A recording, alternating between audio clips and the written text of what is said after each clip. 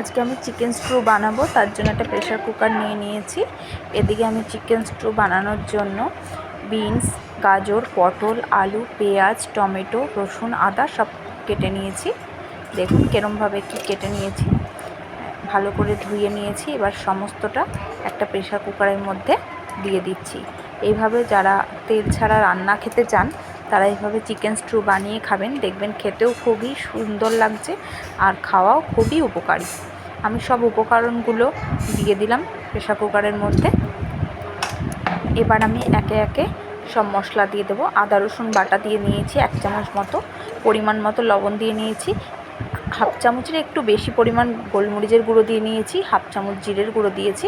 এবার আমি আগে থেকে ধুয়ে রাখা চিকেনের টুকরোগুলো দিয়ে দিচ্ছি। দেখুন এইভাবে আপনারা চিকেন স্ট্রু বানিয়ে খাবেন, স্বাস্থ্যের জন্য খুবই উপকারী। এবার জল দিয়ে দিলাম পরিমাণ মতো। এবার আমি কিছুটা পরিমাণ পাতিলেবুর রস দিয়ে দিলাম। পাতিলেবুর রস দিলে মাংসের থেকে একটা সুন্দর স্মেল বেরোবে, সেটা খেতেও খুবই ভাল লাগবে। দেখুন পুরো রেডি চিকেন স্ট্রু। আপনারা বলবেন কে কেমন হয়েছে।